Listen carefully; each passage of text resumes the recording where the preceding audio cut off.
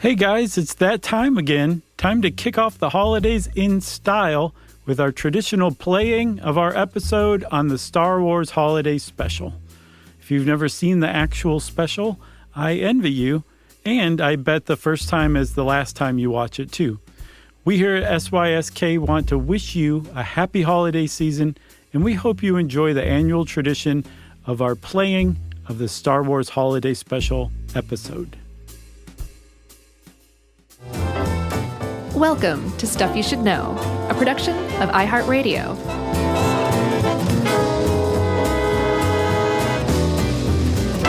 Hey, and welcome to the podcast. I'm Josh Clark with Charles W. Chuckers Bryant and Jerry Jerome Rowland. The Wookiee mother. Yeah, Mala. That was the Wookiee wife. Oh, and mother. Yeah. Sure. Chewbacca's mom is not with them any longer. Yeah. She left. Yeah. She was not about to appear in that. She went out the window. Mm-hmm. I'm excited about this, I have to say. We should say Happy Star Wars Day. Yeah, today is December 17th. I have my opening night tickets. Do you really? Sure. Wow. You don't? Do you care? You into it? Yeah, I will definitely go see it in the theater, but Okay. I won't be there opening night. Sure. I've gotten really adept at like ignoring spoilers, people talking about stuff, Yeah. all that. Like, so I could conceivably see this movie a month after it comes out, And it's all good. and still going fresh. Yeah, that's good. I'm an ostrich. Yeah. You black yourself out. Yeah, You go dark. I do. I make myself go to sleep. Basically, You go to the dark side. I've been there a while now. Well, happy Star Wars Day, though. I'm sure that I think this pairs nicely with Christmas, Star Wars Day. It's all come together. Yes. We already missed Life Day, though, so happy belated Life Day, Chuck. Are they celebrating it this year? November 17th. Yeah, but it's every 3 years. Arcane. Yeah. Man, So nice weird. job. Okay, so it's every 3 years. Started in 1978. Let's do the math, shall we? Quick math break. I believe that 2014 was the last Life Day. Man, we just missed it. And then again in 2017. Okay, so 2017, we'll celebrate Life Day. We'll put on our red robes, our ultra-long, straight, ironed wigs, Sure. and we'll celebrate Life Day the way it was meant to Yes. be. And if you have no idea what we're talking about, we are talking about Life Day, which is a celebration that Wookiees in the Star Wars universe have Yep. every 3 years. Yeah, it's like their Christmas.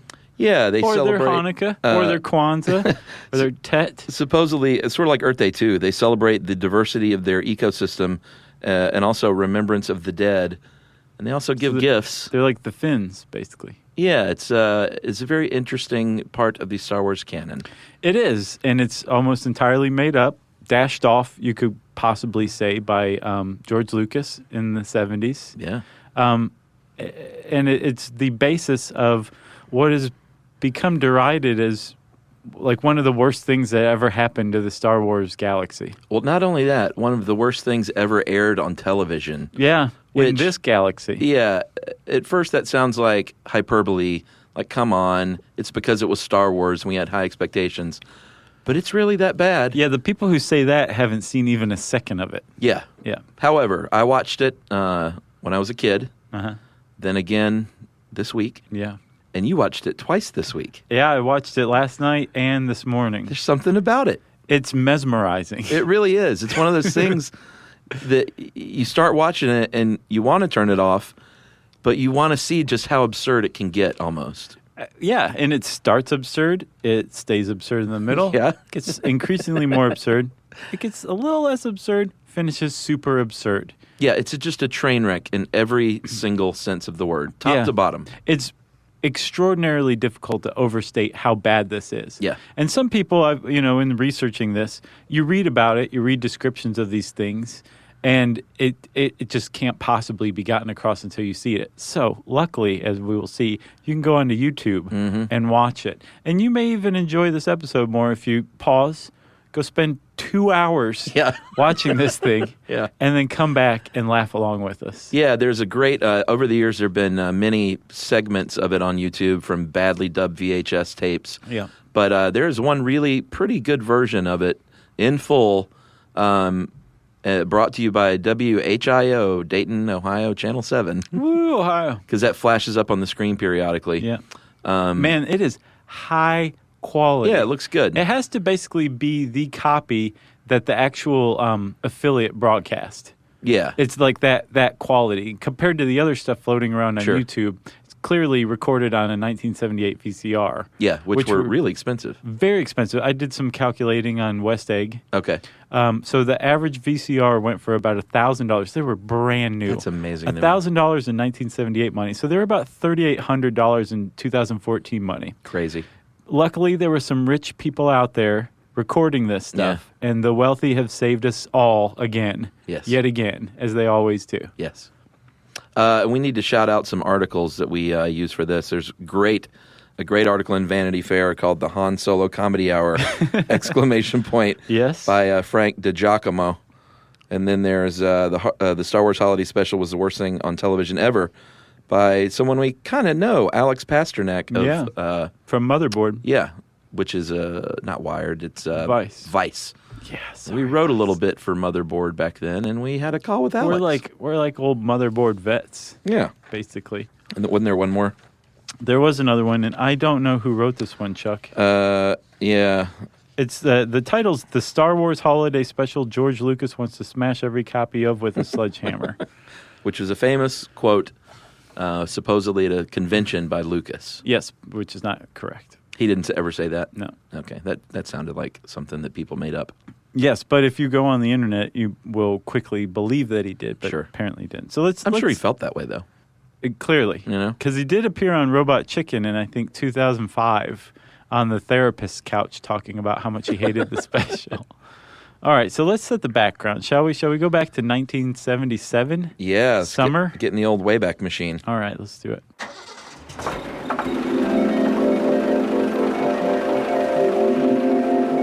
All right, here we are. There's Wooderson. Yeah, I'm just a little 6-year-old excited about Star Wars. I am. I've just turned 1. Yeah, so you don't know what's up yet. Please forgive me if I urinate myself. No problem. Okay. So what has happened is Star Wars has become a huge, huge hit, seemingly out of nowhere. Yeah. Establishing George Lucas as one of the brilliant young minds in filmmaking. Even though it wasn't his first movie, it was his first huge, huge breakout hit. Oh, yeah, for sure. Yeah. Talk about a breakout hit. Like, no one had ever seen anything like it before. No. 2001 had come out in the late 60s. Yeah. But it wasn't...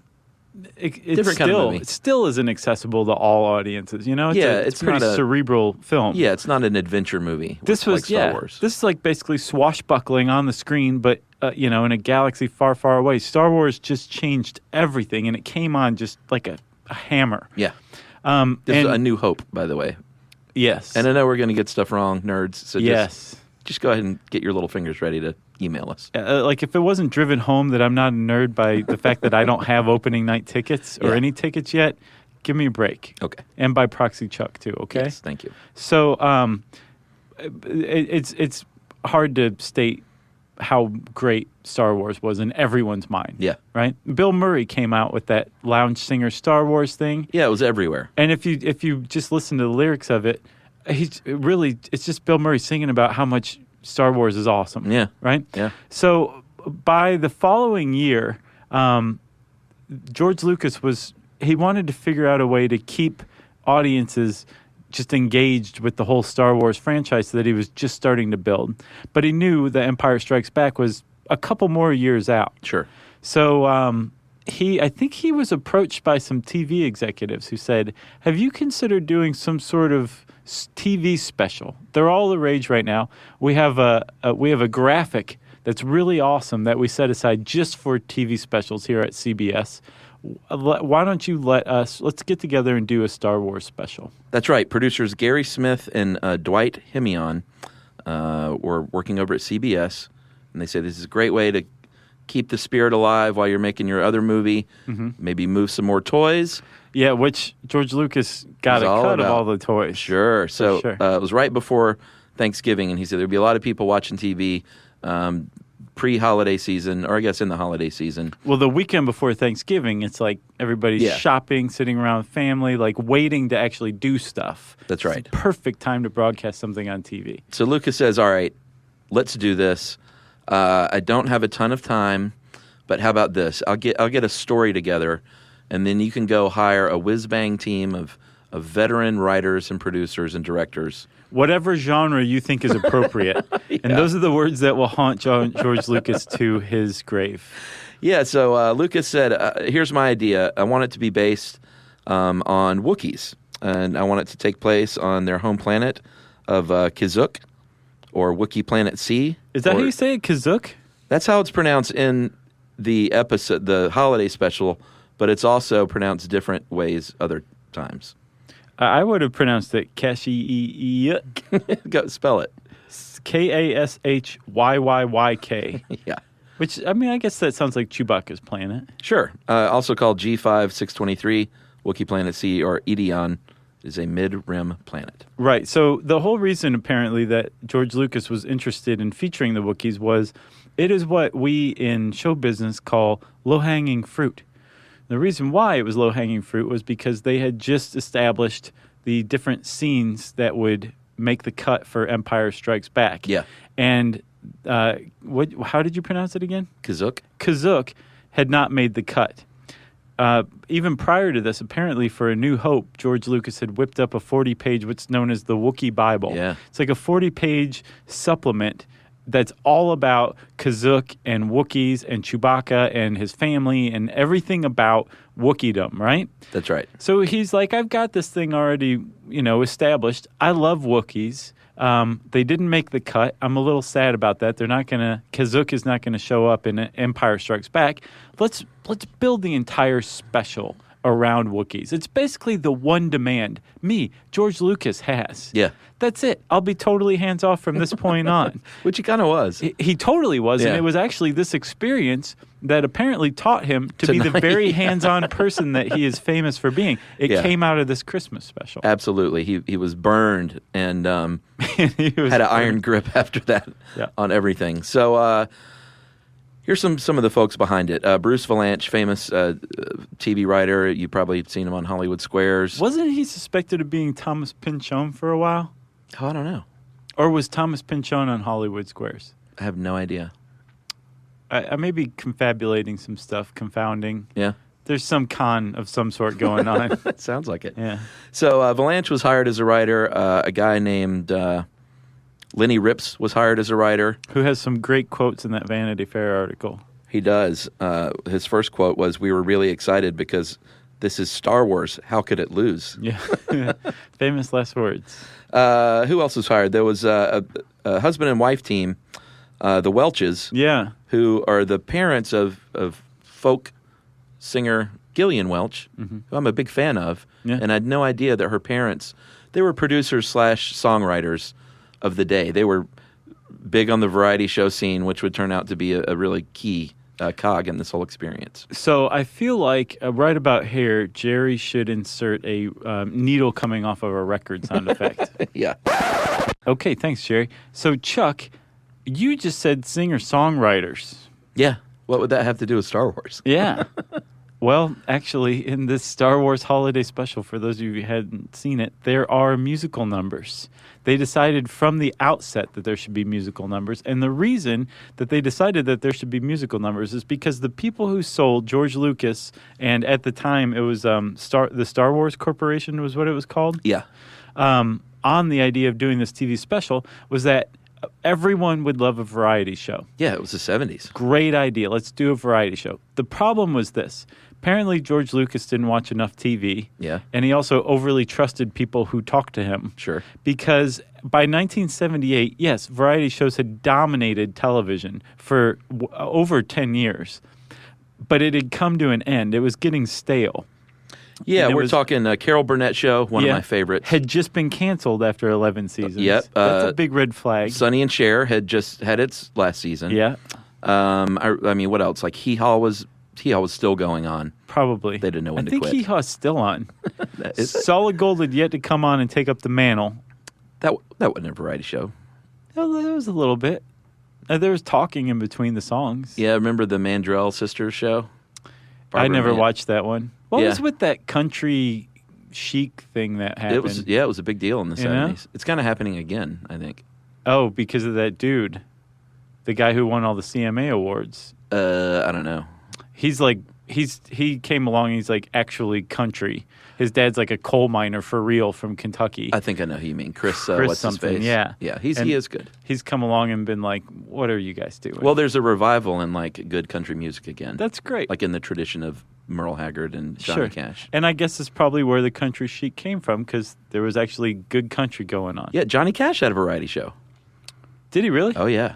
I knew they did like a Sunday singing thing, like out in Virginia. Yeah, he had his own variety show. It was actually pretty good. There's some like really great performances. Do you know how many nerds are like, get back to Star Wars? I know. I'm so sorry. All right. So the variety show is dying, sort of. And so they figure what a great time to take the biggest movie property on the planet and wedge it into the variety show milieu. I don't know if wedge is the right word. I think maybe nestle it in there. Yeah. And then start hitting it with the blunt edge of an axe until it mashes into that crevice. You know? That's right. Because this is the time when Fantasy Island had just started. Mork and Mindy was about to change things. Charlie's Angels was getting huge. Basically, television as we knew it from 1980 to whenever the real world came along. Yeah.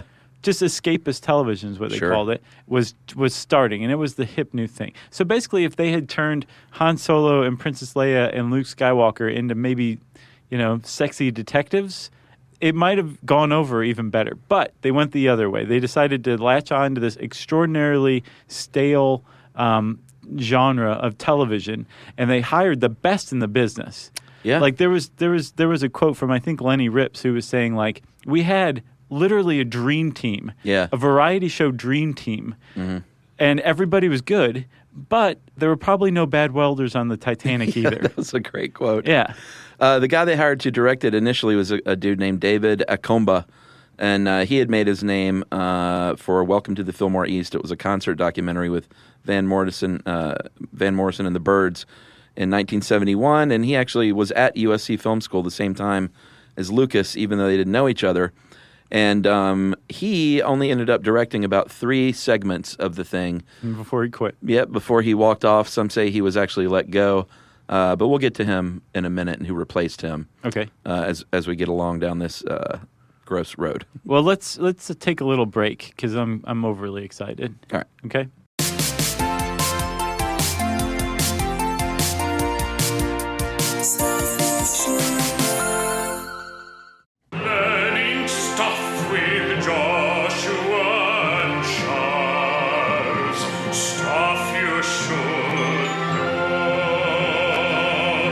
All right, so we've established most of the main players. We'll get to a few more.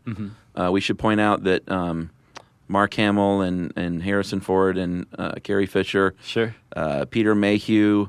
They had no grounds to refuse to be on this, basically. Yeah, pretty much. They were not huge stars yet. They could throw their weight around and say, this is terrible and I'm not doing it. They were big overnight because of Star Wars, for sure, but they weren't to the adoring public. Sure. Back at the studio, they could still be bossed around, and this was the result of it. And you can tell also, just from watching the actual special, Harrison Ford is not happy to be there at any point. Oh, no. Princess Leia is clearly on drugs. Was she on drugs at this point? If you watch it, she's on drugs, especially the ending scene. Mark Hamill looks like he's happy to be there, actually. He was fine, but apparently he said, no, I'm not doing a musical number. Yeah. And if you watch his part, wedging a musical number in there would have been even more painful. Sure. But everybody who was part of the actual Star Wars franchise that wasn't wearing like a full body costume was like, I really wish I wasn't here. And you can tell. Oh, yeah. In fact, in the opening credit sequence, they're showing the picture, the faces of the people. Right. And you see Harrison Ford as if he's flying the Millennium Falcon, and you can You can just hear the guy off screen going, now look at the camera and just give a nod. Just look at the camera and give a nod. Right. And he finally, you can tell he's pissed off, and he looks up at the camera and just sort of smirks. Yeah, and points at the camera like, okay, I'm looking at the camera, and then goes back to what he's doing. Yeah, it's pretty awesome. I felt bad for him. So early on, Valanche and others kind of... Did you feel bad for him, though, really? Yeah. I mean, like, come on. It's Harrison Ford. It's Han Solo. He has to go do this for like 5 days. Yeah, I felt terrible for him. I think it's hilarious that they had to do this, especially now. Well, early on, Valanche and others knew that they may be in trouble because they decided not to subtitle any of the Wookiee dialogue. Right. And they literally started, after a brief opening scene setting it up. Here's the basic plot is Han Solo is trying to get Chewbacca back to Kashyyyk in time for Life Day so he can celebrate with his family. That's the basis of the entire 2 hours. That's the basis of the entire 2 hours.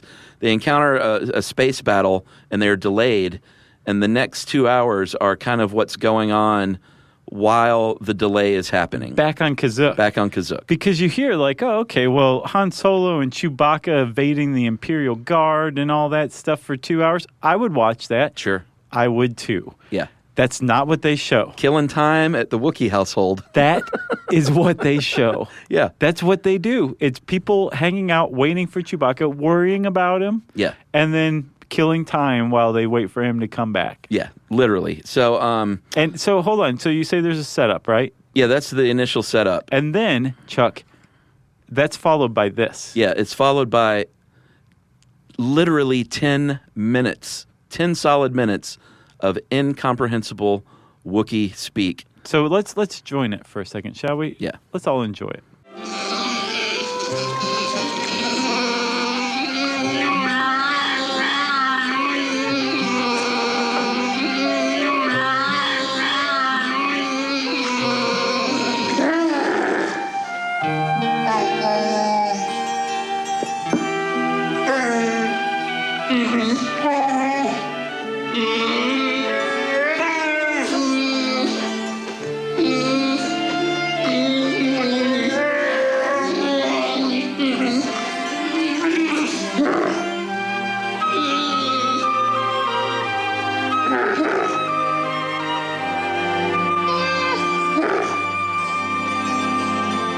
And again, you said 10 minutes, and you're not exaggerating. You're not being hyperbolic. Yeah. You can time it. It's 10 minutes of Wookiees talking to each other with no subtitles.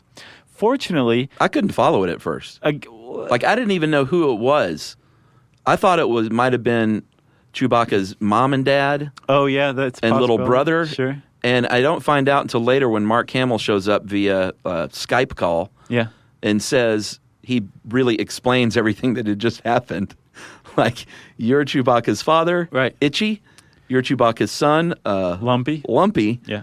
And you are Chewbacca's wife. Oh, Mala. Yeah, thank you. So before everybody starts like freaking out, we know that that's actually their nicknames. Their real names are, his father is Atichikuk.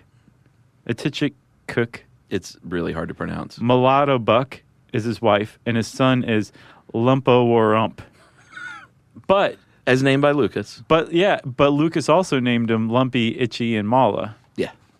So they're all back there wringing their hands, trying to figure out ways to pass the time until they get word from Chewbacca that he's made it to, what is it, Kashyyyk? Kashyyyk. Did you say ketchup? Ketchup. Or catsup if you're fancy. Yeah. But Chewbacca is having trouble getting back to Kashyyyk because there's because there's a blockade by the Empire. Yes. And they're looking for rebels, specifically Chewbacca, who I didn't realize this. He's the most famous Wookiee of all. Did you know that? Yeah, of course. I didn't know that. Well, I mean, he's the only one that really appears in the movies. To that degree. But we're seeing, like, these people's view of the universe. What about back on Kashyyyk? Yeah, he might have just been a fly-by-night Wookiee. Right. Yeah, but not the case. Very famous Wookiee. Yeah, and he really loved to, like, soak in his fame. All right, so he realizes there's a problem, Valanche. He goes to Lucas and is like, I don't know, man. This is your world, but it may not be the strongest thing to do to set this in Wookiee land and have all this incomprehensible dialogue and he says he was met with a glacial stare. Well, and then, he put it a little differently than that. Well, he said glacial stare. He did. The glacial stare that he got was for this quote. He said, "These people just talk in what sounds like fat people having an orgasm." Yeah. He goes, "If you want, you can set up a tape recorder in my bedroom, and I'll do all of the Foleying for it." Yeah, he's a large guy. He is. So that's what got the glacial stare. But Valanche later said that from this, there was one development meeting that Lucas attended, and it was, "Here's the Wookiee Bible. Tell me what you got." And Valanche said he and the other writers and producers and director were just kind of throwing ideas, and George Lucas would either say, like, "No, that doesn't work," give him a glacial stare, or say, "Yes, that's exactly it. Yes, let's make this a variety show."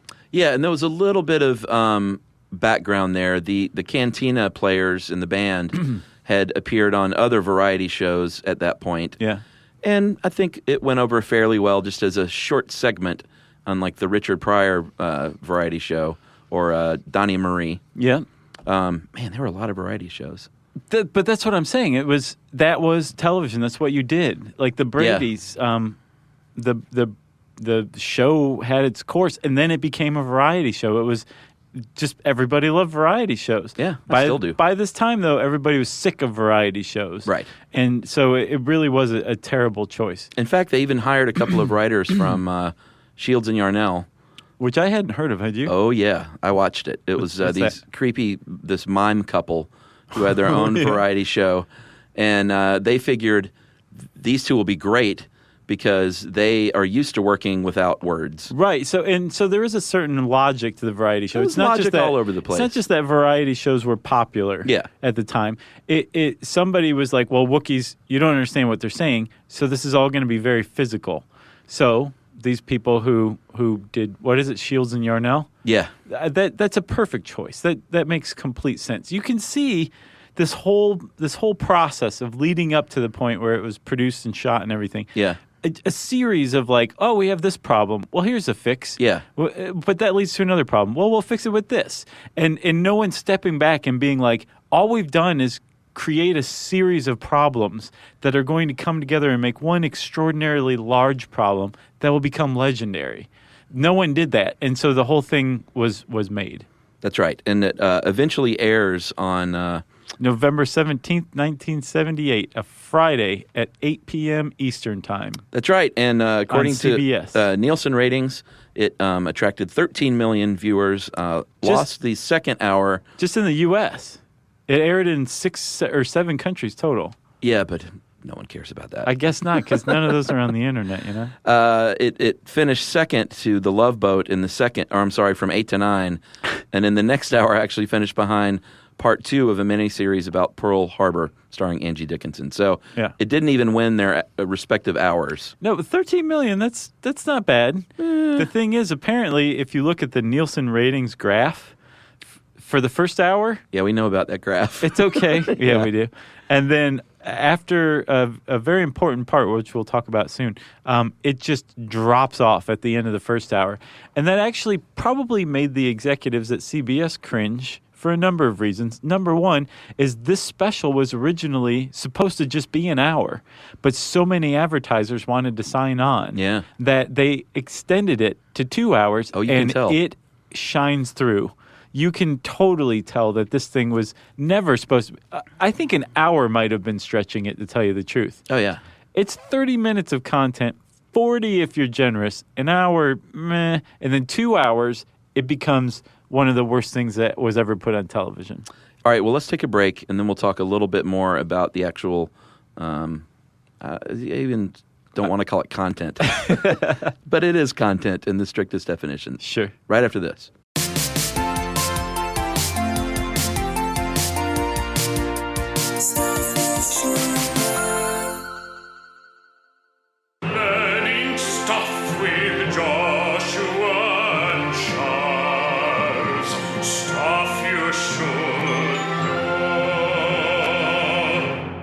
All right, so the show itself, we've given you the main plot line, which again is that Chewie is trying to get back to his home planet to celebrate Life Day with his family. Right. That's it.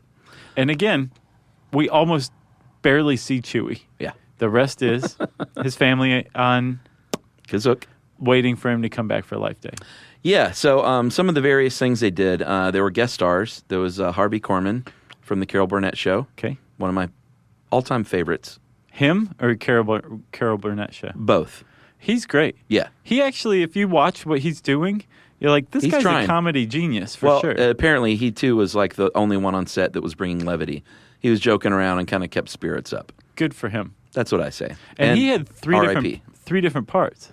Yeah, he played. Well, I don't even know the names actually. We could look him up, but he played a Julia Child-like cook. There's an actual cooking segment, A long one. a very long cooking segment where Chewbacca's wife makes bantha stew To kill some time. to kill some time because they're just waiting.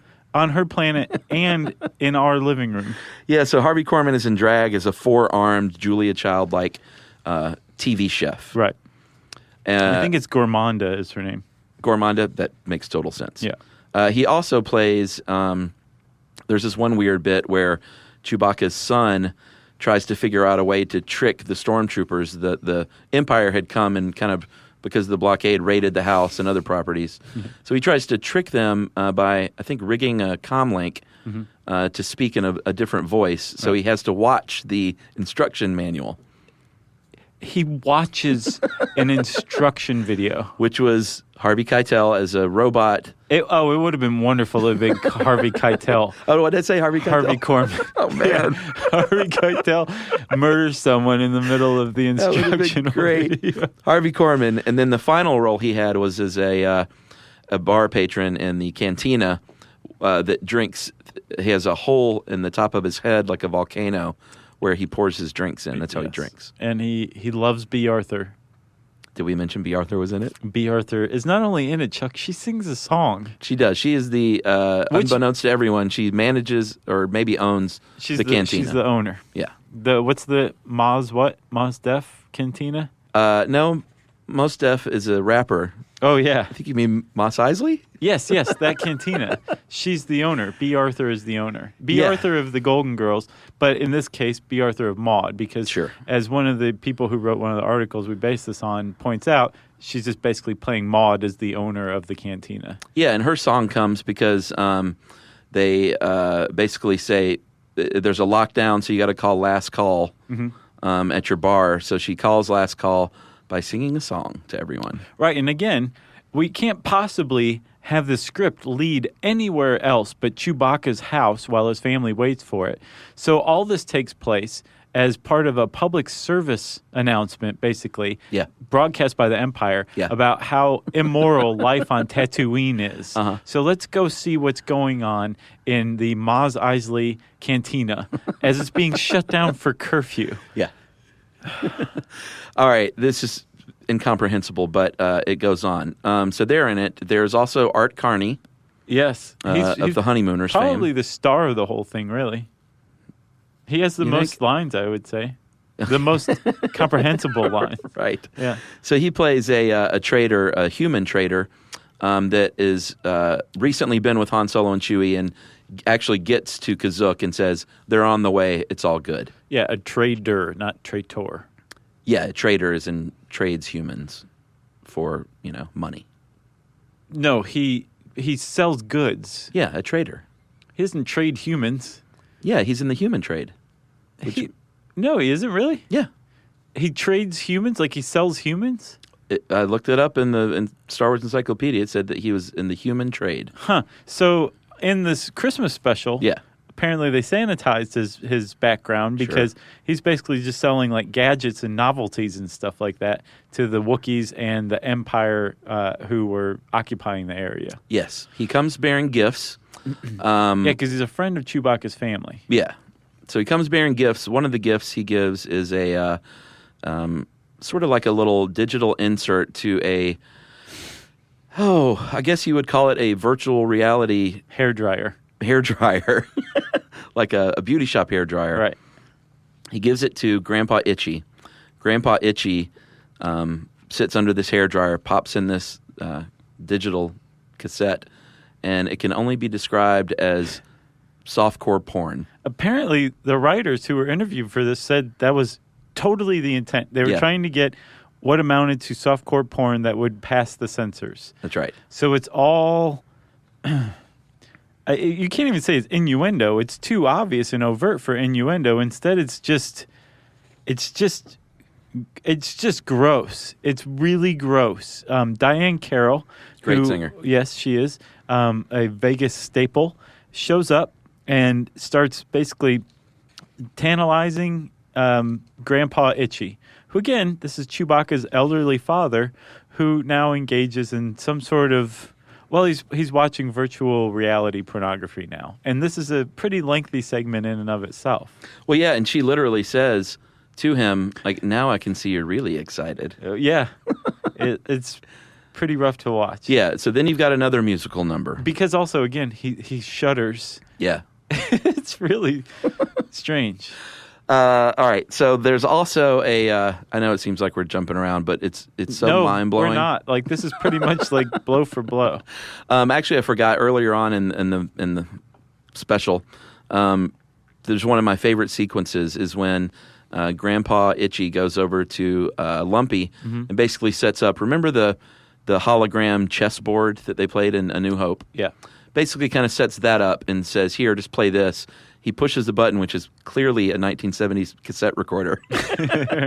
And another, it's like a Cirque du Soleil acid trip gymnast routine happens in front of the kid's eyes. Yeah. And again, this all just, it's not like it shows a snippet. They show the entire segments, like 5, 6, 10 minutes long of all of these things. So you would think, okay, they've gone to this hologram well a couple of times. Why not go to it again? Well, they do. They do. To kill more time while the Imperial Guard is ransacking their house. Art Carney apparently, I guess, is trying to get one of the Imperial Guard, the leader, I think, or one of the leaders. Who looks like somebody from Spaceballs, by the way. Very much so. Yeah. And the writer of the Vanity Fair article, by the way, said, this is so incomprehensible, the special is, George Lucas didn't even have the Schwartz with him at the time. So, anyway, Art Carney's distracting this Imperial leader while they're ransacking the Wookiee's house, Chewbacca's house, with a hologram. And this hologram, instead of being an acrobat or Diane Carroll or any kind of porn or anything like that, is Jefferson Starship.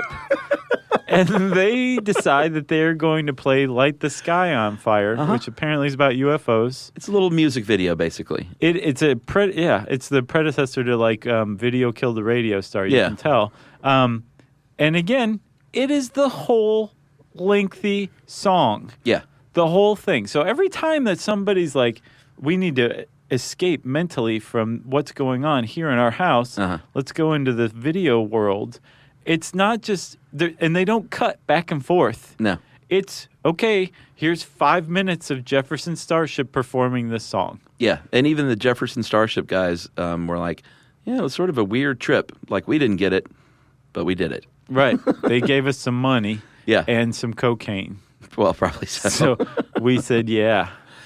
Chuck, I think, though, yet another segment like this is actually widely regarded as the high point of the whole thing. Oh, sure. Agreed. So there is a cartoon, actually. Yeah, that Lumpy watches. Yeah, Lumpy's like, the Imperial Guard is still ransacking my house.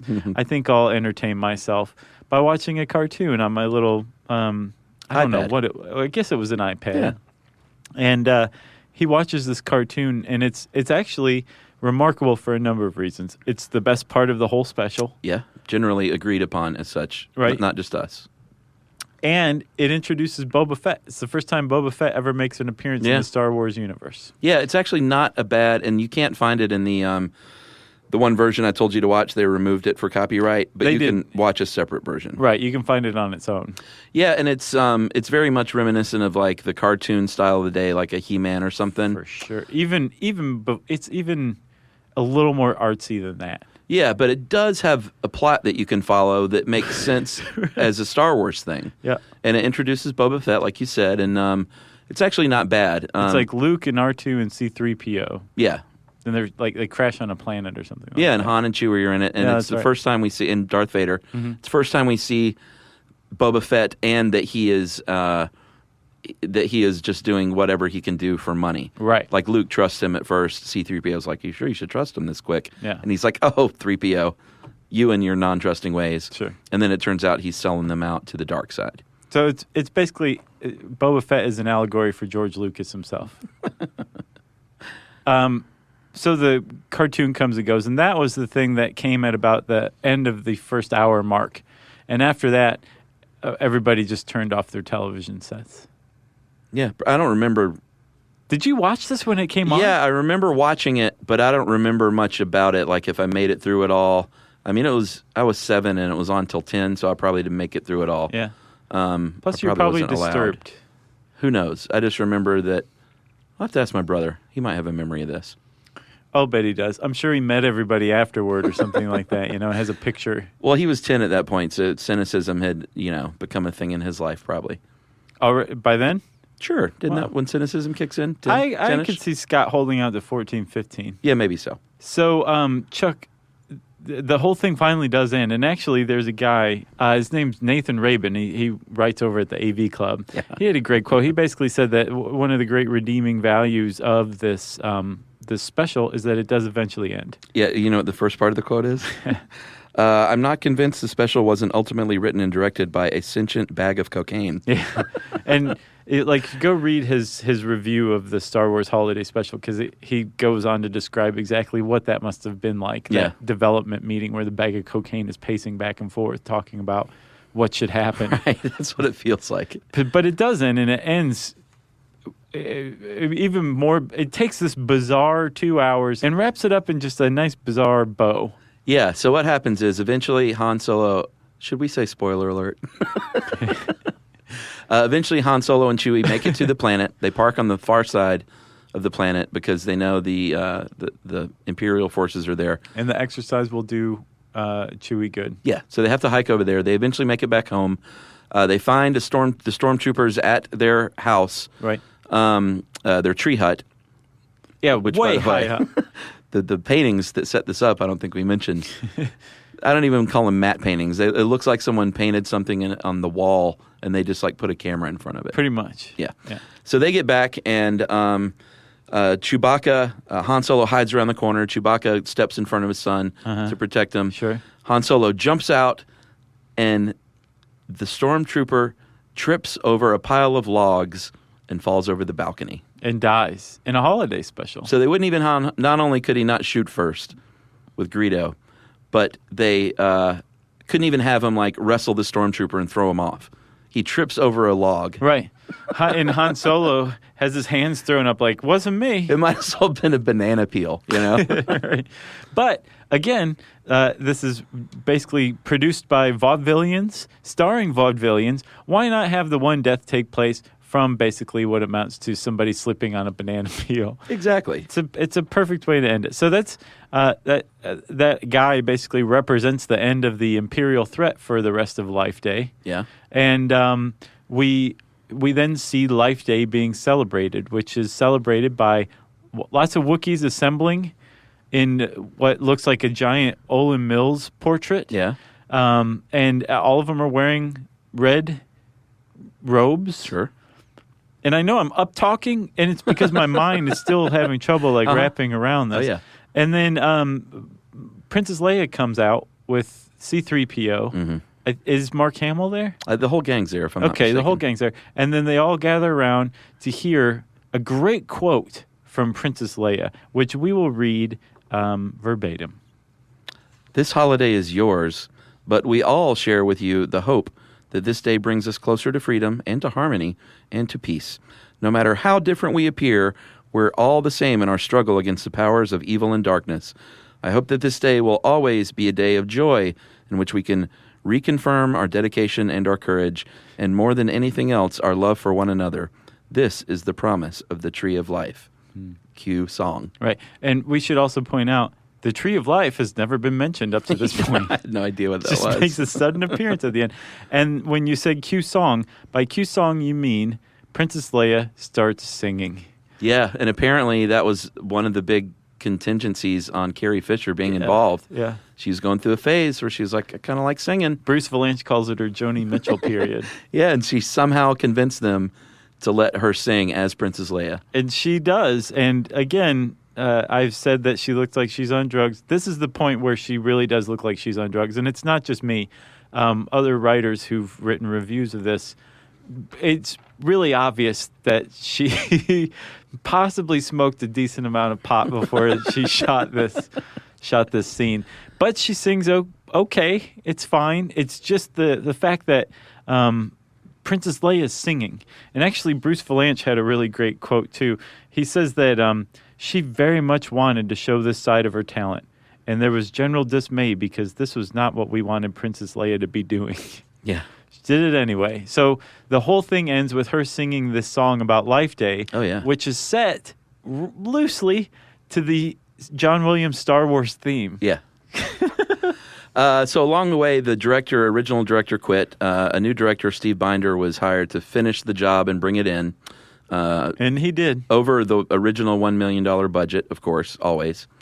He did bring it in, and at this point, George Lucas had he was working on Empire Strikes Back. He didn't know what was going on. He wasn't around for the shoot. No, it wasn't until it aired, I think, that he actually saw it. Yes, and it was a travesty, obviously, if you haven't noticed that by now. Critics hated it. Star Wars fans really hated it. Everybody hated it. The people who were in it hated it. Lucas hated it. Even Harvey Korman secretly hated it. Yeah, even Harvey Keitel hated it. Actually, he loved it. But Lucas has been asked over the years about it a lot, and he doesn't talk about it much. But in 2005, and I don't buy this for a second, he says, it was an interview, he said, the special from 1978 really didn't have much to do with us, That part is true. I can't remember what network it was even on, but it was the thing that they did. That's a lie. There's no way he doesn't know that was CBS. Yeah. We kind of just let them do it. I believe that. It was done by, I can't even remember who the group was, but they were variety TV guys. I'm sure he remembers a few of them. We let them use the characters and stuff, and that probably wasn't the smartest thing to do, but you learn from those experiences. Yeah. I think they even use some of the footage from the movie. At the end. It looks like some of the space stuff. It's like a highlight reel of the gang. Well, and during the, it looked like they had some insert shots of like Imperial cruisers and TIE fighters and stuff that looked like it was from the movie. Remember when Chewbacca leans back and puts his hands behind his head? Yeah. That's in there. It's like just a highlight reel from the movie saying if you like this, go see the movie. Well, and also that means it doesn't match the look of the rest of it at all. Yeah, that's true. It's just sort of inserted in there. They tried. They definitely tried. And George Lucas is totally full of it because in 1987, he told Starlog magazine that the Christmas special would be out on video cassette very soon. Yes. And in 2007, 2 years after that quote you just read where he's like, I don't even know what you're talking about, basically, he apparently considered releasing the Christmas special as a bonus on the DVDs of the first three. Right, but did not. Didn't. And apparently Carrie Fisher told Lucas that if you want me to do DVD extras... Commentary. Yeah, commentary, then I want a clean original copy of the holiday special. Yes. So why? Go ahead. So I can play at parties when I want people to leave. It's pretty great. It is. So, and there is one of those clean copies is floating around out there. So you can watch this in its entirety. Some of it, like the cartoon, was removed due to copyright infringement and that kind of stuff. But as the case with the rest of the internet, you can just go find it elsewhere and piece it together. There's also the original ads that aired in Baltimore. Yeah. That are just fascinating. Yeah, those are always fun. GM ads, where one of the guys who's in quality control he says, did you watch it? I don't think I saw that one. He goes, we really care about these cars. And that's no jive, man. On a GM ad, and he's like dead serious. Oh, they were trying to be hip. Yeah. It's pretty good stuff. Here's my final thought on it. I love it. It does not taint my Star Wars experience or my love for the franchise. Okay. And I'm glad it is out there because it's a fun little stain that shouldn't be taken too seriously. Mm-hmm. I think it adds to it, actually, because it's campy and awful. Yeah. And I don't know, somehow that enriches the rest of it. I'm with you. You like it? Oh, yeah. I mean, I watched it twice. I wouldn't have watched it a second. I wouldn't have made it through the first time. Let me take that back. I'm a pro. Yeah. So I would have made it through the first time. I wouldn't have watched it a second time if there wasn't something about it. And I figured out, I think the thing that I like the most about it is Lumpy, Chewbacca's son, played by an actress named Patty Maloney, who frankly is hands down the best actor in the entire thing. She, like, her responses and everything is just awesome. I think my favorite parts are, there's a great Wilhelm scream. Yes, I noticed that too. When the stormtrooper trips over the log. Jerry would not have noticed it. And then there's a part where all the Wookiee dialogue you can't understand, but there's clearly one part where Itchy and Lumpy are having an exchange where Lumpy, you can make it out, goes, "I love you." Yeah.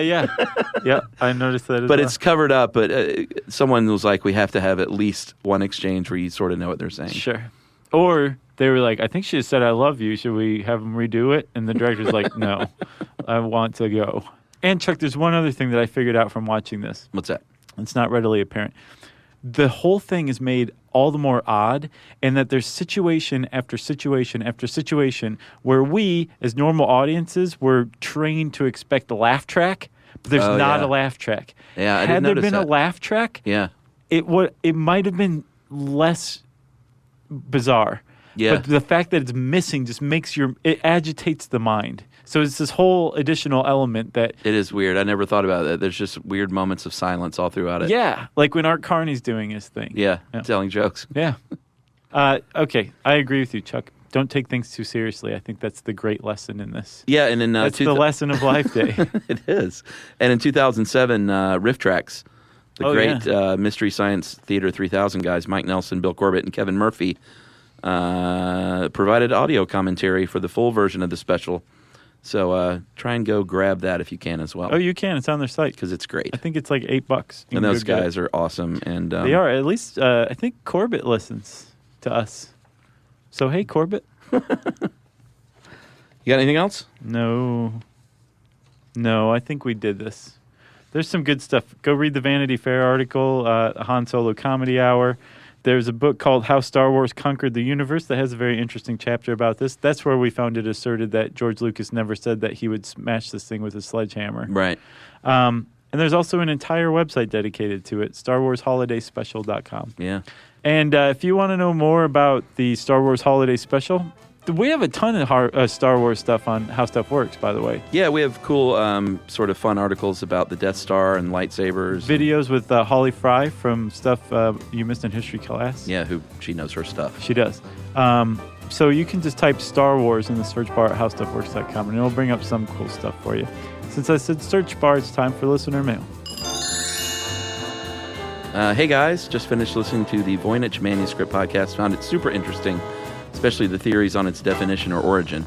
I know Josh mentioned Chuck's theory of it being drug-induced is somewhat surprising or even unlikely given the language in the manuscript follows linguistic laws, only founded in the past 100 years. But if you think about it, it's tough to stray away from familiar structures, especially for something like language. I think back to when I was younger and friends invented their own languages, or even in writing a song or poetry, creativity can sometimes be limited by what we know. So just thought I'd contribute that to the conversation. Nice, thanks. Big thanks for all you guys do. I found the podcast after moving to San Diego in the last few years for some noise around my apartment. So basically we were blocking out noise. We do that. Which I love. And then as a way to get through traffic on my commute home from work, you guys are far more interesting and enjoyable than television and YouTube videos. I'm sure I've listened to hundreds and will continue to listen to hundreds more. Keep on keeping on. That is from Amy J. Moffat. Thanks a lot, Amy, in San Diego. Does that mean like place of the whales in German or something like that? Yeah. Yeah. If you want to get in touch with us, you can send us an email to stuffpodcast@howstuffworks.com. And as always, join us at our home on the web, stuffyoushouldknow.com. Stuff You Should Know is a production of iHeartRadio. For more podcasts from iHeartRadio, visit the iHeartRadio app, Apple Podcasts, or wherever you listen to your favorite shows.